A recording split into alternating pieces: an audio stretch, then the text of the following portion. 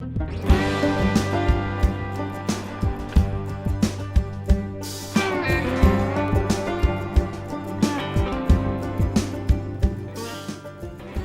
to In Conversation. I'm your host, Steve Iverson. Today our guest is Michelle Ciccolo, who is a Lexington Selectman and is running for the seat that Jay Kaufman will be vacating because he's retiring as our state representative. So thanks for coming on, Michelle.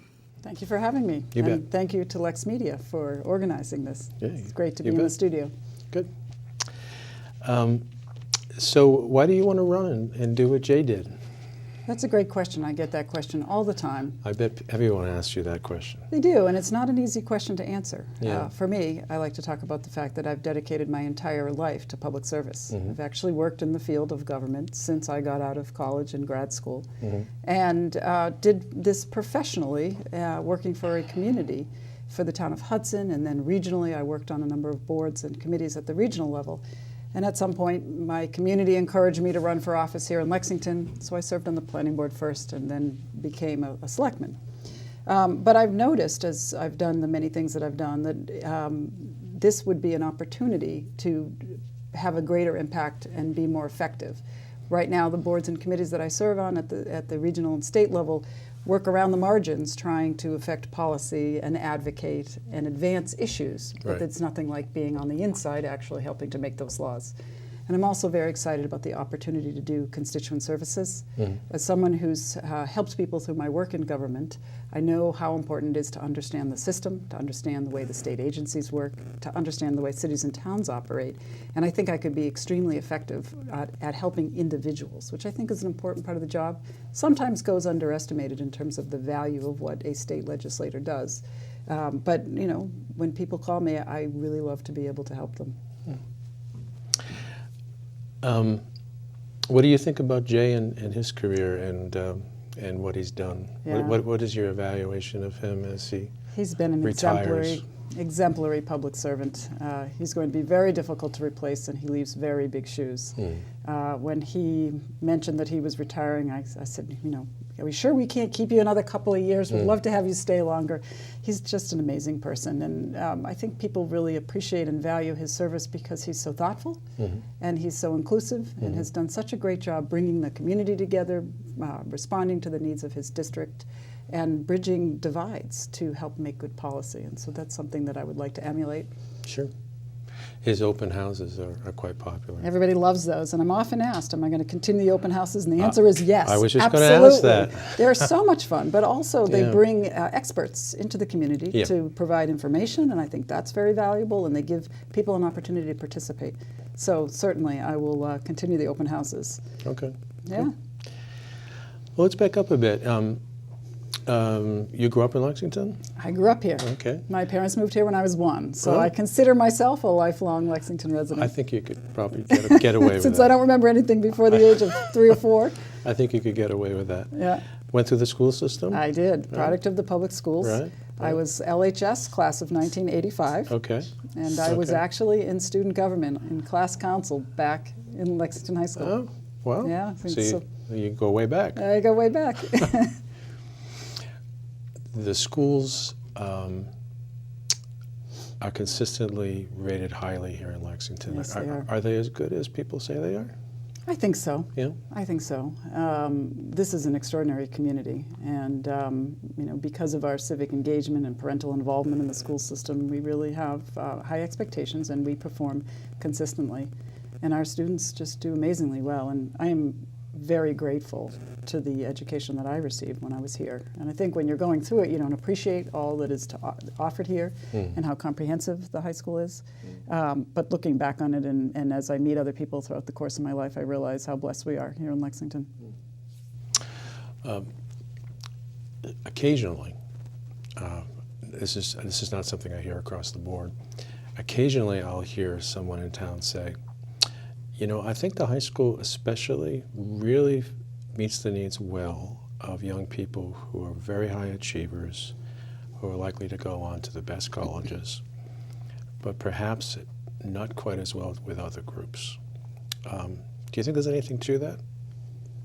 It's hard to say. Now, again, I'm not on the school committee, Sure. and so the Selectmen's focus is not exclusively on the schools. We Sure. worry about the capital facilities for the schools. But I have two children. That one has gone through Lexington High School and is a sophomore in college, and the other one is a junior. And what I see is that there's a lot of opportunity for a variety of activities. And I do think that if academics isn't your focus, there are all kinds of clubs and sports and arts programs that are rich and vibrant that I think kids can get involved in.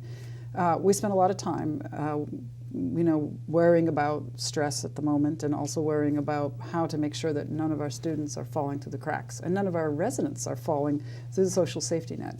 And one of the conversations we're having a lot of dialogue about right now is mental health and wellness and what it is we need to do to make sure that we're supporting everybody in our community. It's a particularly interesting time because the school committee and Board of Selectmen have been meeting jointly to talk about just this issue and try to figure out what it is, if anything, we should be doing more as a community. With mental health in with particular? mental health and wellness, Gotcha. so that nobody misses the boat. Nobody has, that people aren't overlooked and aren't falling through the cracks. And we have this year appropriated some funds to address mental health and wellness and are meeting jointly. In fact, we have a meeting tonight with the school committee to continue that conversation. So I think that relates to your question about, is there something for everybody in the school system? And we take very seriously every child and every person in our community. And I certainly worry about all the needs of all of our residents, not just the ones that are doing well and performing well. So it's an important focus. Okay. So how long have you been a selectman? So this is my second term. So it's starting my fifth year. I've gone through 5 town meetings. Right. So I enjoy it quite a bit. Before being on the Board of Selectmen, I was on the planning board. So I've been a townwide elected official for more than 7 years. Okay. So every day is a new day and a learning experience and a good opportunity to participate, but it's a lot of fun. And what do the selectmen do in town? Yeah, that's a great question. So often people aren't familiar with our form of government, especially if you've moved here from out of state.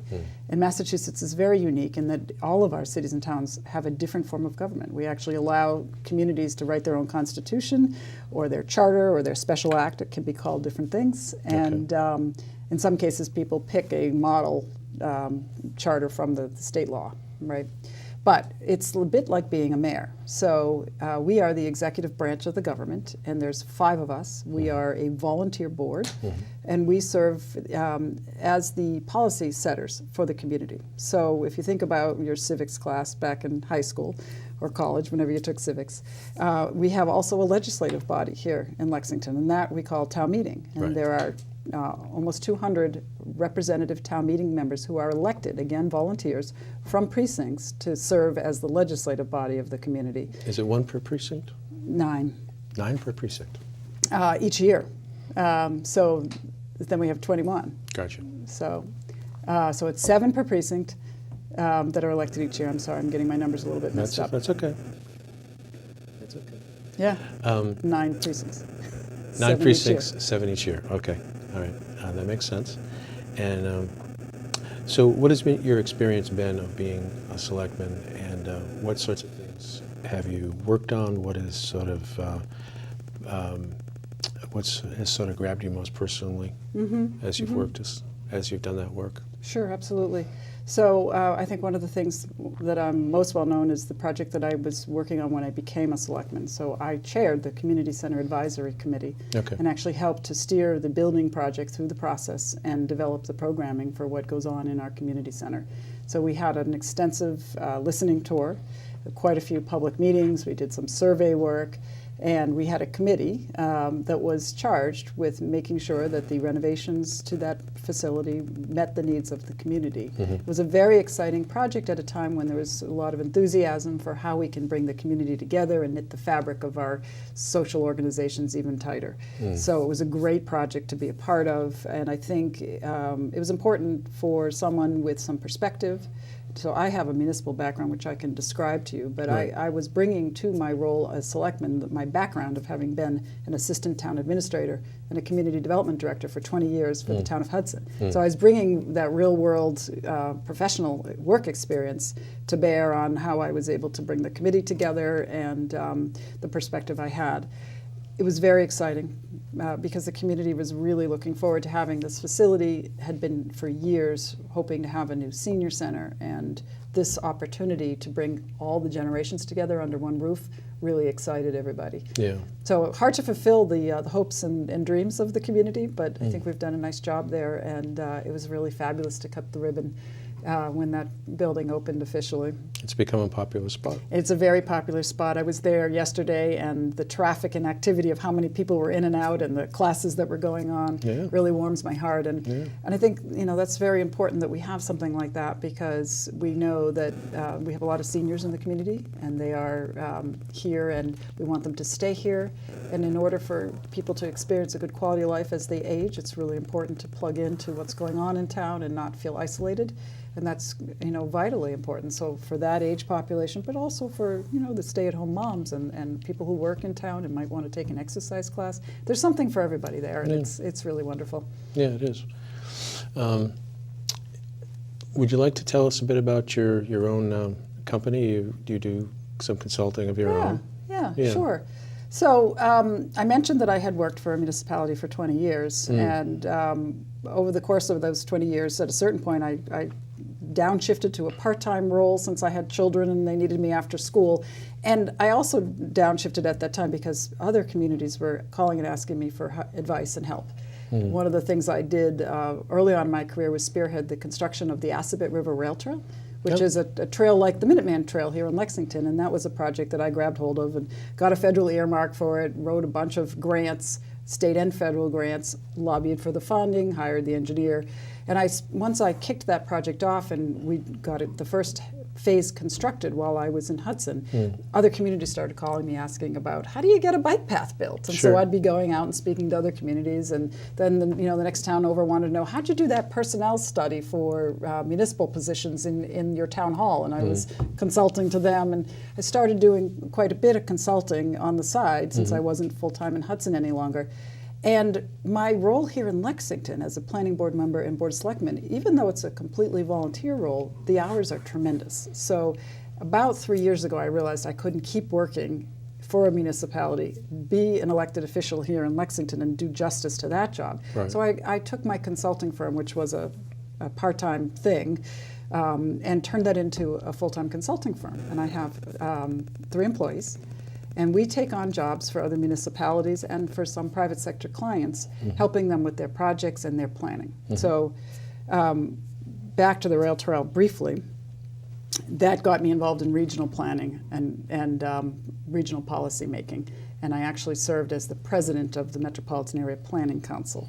And through that, I've worked on a very broad range of issues. And so as a consultant, I'm often hired to do things like write an open space plan. So for the town of Wenham right now, I'm working on an open space plan so that they have a guiding document that helps them figure out which parcels to protect and what they need to do for their recreational facilities. For the city of Newton, we're doing an affordable housing project as a junior consultant on a team of consultants working to help them build 8 affordable housing units, and they needed someone who understood and specialized in affordable housing, since that can be very complicated and very regulatory. So we're plugging into that project and helping them with that.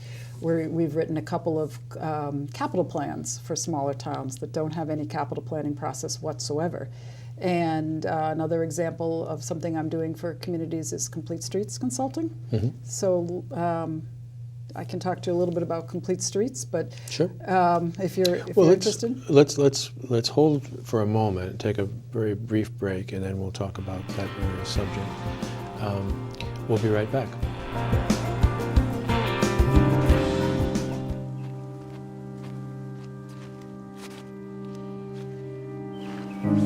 Hey. Hey. Is everything all right? Yeah, of course. You were never a good liar. I mean, He's finally locked up. We saved the day. I'm fine. Sure. Just tell me what's going on. I don't know. You don't know what? I don't know what to do next. Everything's different now. Yeah, that doesn't mean you have to be. But I am. So are you. I just wish. Have you been filming vertically the entire time? Dude, this is a movie, okay? This is cinema. It's not your sister's piano recital. Oh. Turn the thing sideways.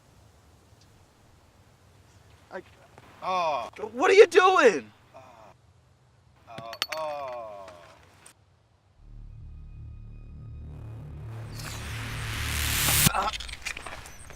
Sorry.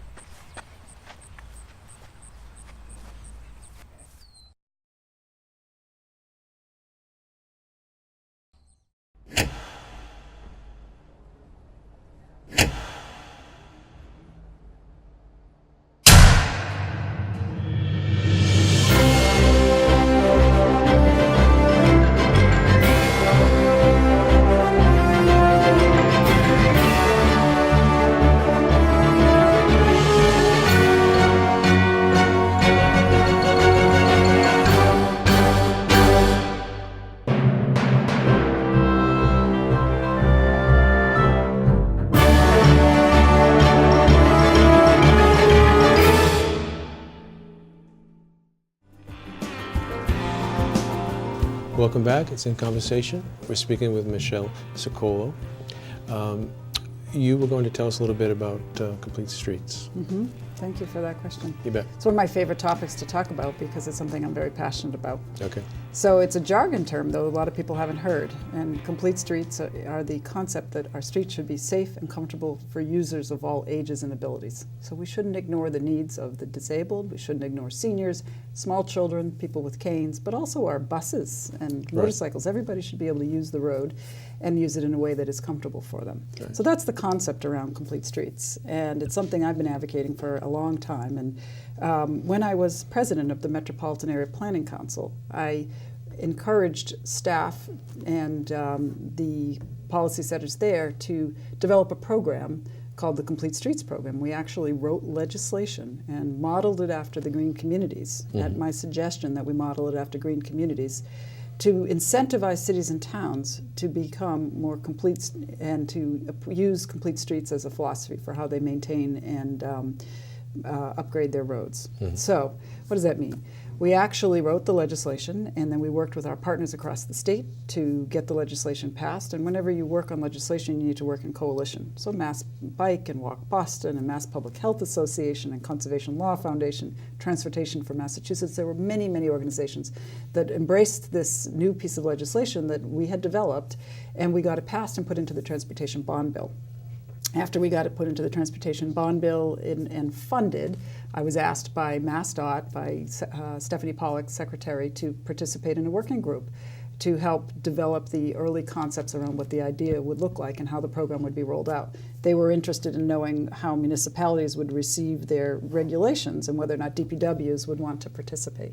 So I got to come up with the idea, help to get it passed and approved, and then work on the implementation. But then as a selectman here in Lexington, and this is something you had asked me about what I'm proud of as a selectman, I then got to bring it home. So in order to participate as a community, you have to pass a policy on complete streets, and I advocated here locally that we do just that, and you have to develop your regulations and priorities to be a complete streets community. Once you do that, you're eligible to receive grant money. So we passed the policy locally. Our staff, who was fantastic in engineering and in planning, worked on updating the regulations that they needed to update locally, and then submitted the grant applications, and we received money to do physical improvements around our schools to make our school zones safer. So it's something that I'm very excited about because it's an example of my ability to develop good ideas, get them approved and passed, and implement them.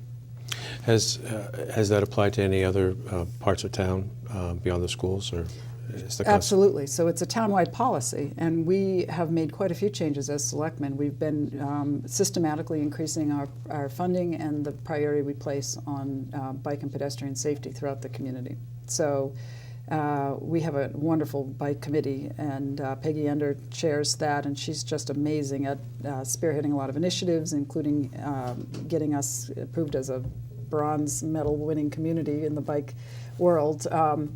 But we've also improved our budget specifically so that we can address this and set up a new committee to be more responsive to citizens' concerns around traffic and safety. We hear a lot more from residents with all the cut-through traffic that's occurring. We know that our economy is humming along in the greater Boston area, and there's a lot of cut-through traffic. There's changes in people's driving behavior because of GPS systems, and people are going faster, and there's more people coming through our streets. So we are trying to be proactive and responsive in addressing safety areas throughout the community. It's something that we prioritize. Can that help to get sidewalks in areas that don't have them?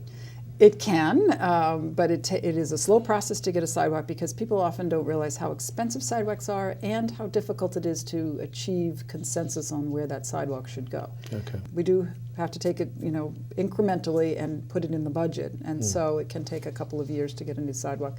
But we have something called the Traffic Safety Group, and I recommend anybody with a concern around traffic or safety or sidewalks to contact that committee. It's on the town's website, and you can get the information directly from there. It's a personal interest of mine. I live in a neighborhood where there aren't sidewalks, Right. adjacent to some streets that do have sidewalks. And when our kids were small, we didn't want them to walk to school because of that. That's right. And in other parts of town where there are a lot of sidewalks, there was. I think people often assume that the whole town had them. That's right. Which is not the case. So That's maybe right. I'll contact them. Yeah, I hope you do. And that's an issue that we have everywhere. And one of the things that we're trying to also sort of understand as a society is how can we be healthier? This is an issue that I'm very passionate about. I've also worked on quite a bit of statewide efforts on public health. So when I was in Hudson, we participated in the Middlesex Transformation Grant, and it was 11 communities that were low and moderate income communities, and we received a federal community CDC grant. And that money was used to help us develop programming around healthy eating, active living, and smoking and substance abuse avoidance. Mm-hmm. And so that's an area where I got involved in my career because I was very concerned at the statistics coming out that this generation isn't expected to live as long as its parents' generation. Mm. And I find that personally unacceptable. And I think when we all stop to think about it, we're clearly heading in the wrong direction. And one of the reasons for that is obesity, hypertension, diabetes, and opioid abuse. Sure. And so there's a number of factors. That's simplifying it a bit, but there's a number of factors that are preventing us from having good health. So being more active, walking and biking to school, walking and biking to work, for your activities, having opportunities to get out and get the needed physical activity that everybody needs every day is vitally important. We start to see that communities that are well built and have walkable and bikeable environments result in residents with lower weights. Yep. There's actually data out there that show that women and men will have lower average body weights if they can get out and walk. So I'm really passionate about that and have served on things like the Healthy Transportation Compact Advisory Council. That was a statewide advisory council that I served on that advised the different secretaries involved in healthy transportation at the state level. So. And what do you think about recreational marijuana is now legal? I'm kind of just pulling this out of my pocket and tossing it in your direction because we didn't talk about this before. but what are your views on that? So I have not been supportive of that. Lexington did not vote in favor of having recreational marijuana. Mm-hmm. And consequently, because our community did not vote in favor of it, as a Board of Selectmen, we advised town meeting to have a outright ban on any facilities in town. Mm-hmm. And we advised that because we felt that was consistent with the values of our community and was the best way to go at this juncture. I understand that this is a change that's going on around the country and people are trying to wrap their minds around whether or not this would be a better way to be able to regulate and reduce criminal infractions for the possession of marijuana, and I certainly think we need to decriminalize it. I believe that what marijuana possession has done to the criminal justice system and to communities of color in particular is disgraceful. So I do not want to see agree. incarceration, and I'm really pleased to see the new criminal justice bill that was approved by the legislature, which does remove a lot of those minimum sentences. Right. Vitally important. So I absolutely support decriminalizing the activity around the possession of marijuana. But I also think we're sending a real mixed message to our youth when we say that it's okay to use drugs. The newer forms of marijuana are much stronger than what everybody had in the 60s that, that people felt was benign. And there's increasing evidence and data that shows that the brain is not ready to handle that substance until at least 25 or potentially older, because your brain is not fully mature. Same thing with alcohol, by the way. The consumption of alcohol at a young age is damaging. So I'm not anxious to see us make it readily available in our community, and I think as a state we have to be careful because we're also going to potentially see a little bit of a gray market going on from other states and people coming here to get it. I would be much more comfortable if there was a consistent federal policy, because right now we have such inconsistent laws that it's not clear to me that it isn't a real disadvantage for our police departments and how they manage the activity around this, because other states aren't legal. And we are so close to Rhode Island and New Hampshire. Right. So we did vote a ban at town meeting, and I supported that and actually led the charge for that. Okay. Yeah, and people often do make a comparison to alcohol, and we have liquor stores in Lexington. We do. It's a potentially dangerous drug for many people. Yes, it is. And other people will say that marijuana is already very easy to get. Unfortunately, that's also true of children. It is. And there's a whole industry, lucrative industry, and the problem is that it's because it's illegal. It's sort of in the background, Yeah. and is filled with violence. And one hope is that making it legal will switch it from that kind of a criminal activity Right. to a legitimate That's right. activity. Okay, well, thanks. I think we're getting near the end here, so I'd like to just ask you what kind of things you'd like to accomplish if you end up in Jay's position as our representative. Sure. There's so much to do as a legislator, and there's thousands of bills working their way through the process that you do need to specialize and focus on certain areas. But certainly I like to describe to people that I am a progressive Democrat who wants to address the inequity in our society. So right now, Lexington is a very well-off community, and I should say that there are 2 wards in this district, the 15th Middlesex District, that includes wards 1 and 7 that I would be representing.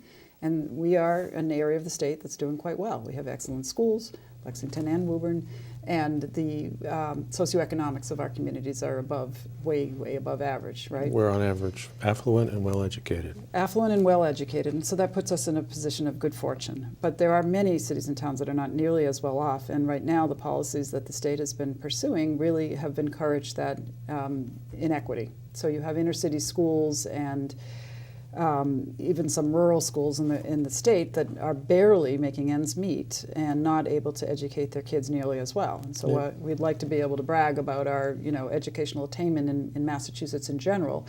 We really do have a long way to go to restore that level of equity. We're not very far from Lawrence or Holyoke. That's right, and we rely on our property tax to provide more and provide all the services that our residents want, but not all communities have such a strong tax base or residents willing to tax themselves at the rates or able to tax themselves at the rates that we do here in Lexington. Right. And that creates a system of haves and have-nots, and I find that unacceptable. So equity as a lens is one of the most important things that I will use to approach my work as a legislator. But there are also areas that I care very deeply about in addition to education. Transportation. I talked quite a bit about my bike and pedestrian activism and involvement, but I also am a strong proponent of public transit. I think we, as a society, are really doing ourselves a disservice if we don't work toward having a cutting-edge transportation system. And right now, if you watch some of the polls, the U.S. News and World Report, we were the #1 best state in the country to live in by their poll, and now we've dropped to 8 because we're not investing in infrastructure enough. Right. And it's affecting our quality of life because we have longer commutes, we have more congestion, and that impacts the air quality and the environment. And it's now the largest sector of carbon consumption is the transportation sector that we really need to address very aggressively. So I have served, I was on the Metro West Regional Transit Authority Board, and when I was involved in the sub-region in the Planning Council, I was chairing the sub-region and helped to spearhead a suburban mobility study that was sort of ahead of its time, and it looked at how do we collaborate in the suburbs with our shuttle buses and our private buses, and how do we do a better job at being more efficient delivering those types of transit services. And I think it's an exciting and interesting time with all the new technologies also in transportation, so I also plan to focus on that and the environment. Lexington is doing an excellent job. We have an amazing committee called the Sustainable Lexington Committee. We've had Mark Sandine Mark on is here. phenomenal, and we Yeah. have GWAC, the Global Warming Action Committee in town, and we are just so blessed with our activists in our community. And I'd like to say that we are doing things quite well here in Lexington. We can always do things better and do more. But I'd like to bring some of what we're doing in Lexington to the state level because there's an urgency to addressing global warming and climate change that can't be ignored. Right. So that will also be a big priority for me. I mentioned healthcare and health and wellness, and I do think that we need to shift our priorities away from treating the sick and toward preventing sickness. So much better prevention services. That's especially important because right now the healthcare budget continues to be the largest piece of the state budget and the municipal budgets. Healthcare and benefits really take up a big piece, and it's growing at a much faster rate than revenues are growing. So looking at ways to control costs, but more importantly, to keep people from being sick in the first place is a priority of mine. Right. So I think that sort of describes my philosophy. And the other thing I tell people is that Lexington has a wonderful form of government, and over the course of my career, I've been very actively involved in developing inclusive dialogues with residents and making sure that I'm an excellent listener, but also giving people the opportunity to participate. And I don't see that happening at the state level as effectively as it could happen.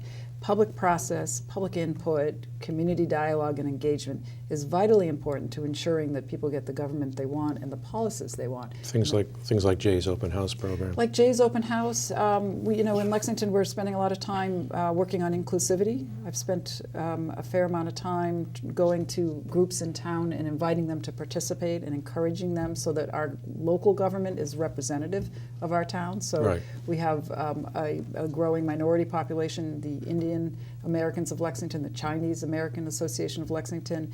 There's ABCL, there's COLEX, the Korean organization, and there's a new Japanese organization in Lexington as well. And so when I can, I go to those groups because I think everybody needs to feel invited to participate and welcomed. And we also have a new diversity task force that we've established and funded at town meeting this year, specifically because we know that we will not have a vibrant, healthy government if everybody doesn't participate. I don't see that kind of thing happening at the state level. And so when I think about my priorities about what I want to bring to the state, it's making sure that our state government is inclusive and that policies are thoughtfully rolled out. Otherwise, you see policy fall flat. You sometimes see these initiatives that maybe were good ideas and maybe made sense, but they are dead on arrival when the new ideas floated because they haven't gone through a listening tour or a process of hearing the communities that are involved and residents in the Commonwealth. So I think that's a best practice I'd like to bring to the state. You have to bring people along through the process. That's absolutely right. Get buy-in. That's listen right. to people. That's right. Do you think the state government is not diverse enough? It's not diverse enough. Yes, I think that's true. I haven't looked at the numbers of who serves in the state legislature, but I know that there are very few minority representatives and senators, and there's also not very many women. I think there's about 25% women. So, and that's the same number it was decades ago. I understand that's sort of been a flat level. So we have a ways to go in our representation, but also I think in our employment practices and in hiring, making sure we're promoting and hiring people of color is important because that's what our Commonwealth is filled with, and we need to have it be representative of the whole Commonwealth. What will help to make the number of women in state government increase, or in all forms of government, including on the federal level? Mm-hmm. What do you think would help in that regard? I think it's a little bit of encouraging women to run. Okay. And promoting women. Yep. So, I've been blessed. I had a wonderful boss. That's one of the reasons why I stayed 20 years in Hudson. And he supported me in all my activities and whatever it was that I wanted to pursue in my career. He also made sure that there was a family-friendly environment for me, which I think is important. And some of our policies probably could be improved at the state level. In particular, right now we know, there's the effort to get a $15 minimum wage, which is vitally important. But there's also paid family and medical leave that is on the ballot for the fall. And those kinds of things need to be in place for women to feel like they can stay in their careers. You can't expect a parent, a mother in particular, to leave a sick child at home, or a sick parent even. Women are often the caregivers in their families, and if they don't have any flexibility in their employment to be able to take care of a sick loved one, then they're more likely to leave and not stay in that career. And so if you want people to be able to stay in their careers, you have to support them along the way. And I know that's one of the reasons, as I said, I stayed in Hudson, because my boss was very supportive of me, and I was able to have 2 children and be there for my children when they needed me. I never felt like I was neglecting them, and still keep up with my work and my responsibilities. All right. Well, thank you for coming on, Michelle. Thank you for having me. It's been very educational for me. I don't know as much about many of these things as I really should. And I'm sure many of the people watching might feel the same way. So it was good to hear from you and to get to know you a little better, and best of luck. Thank you so much. I really appreciate your time, You and bet. this has been a lot of fun. You bet. It's been In Conversation. Thank you for watching.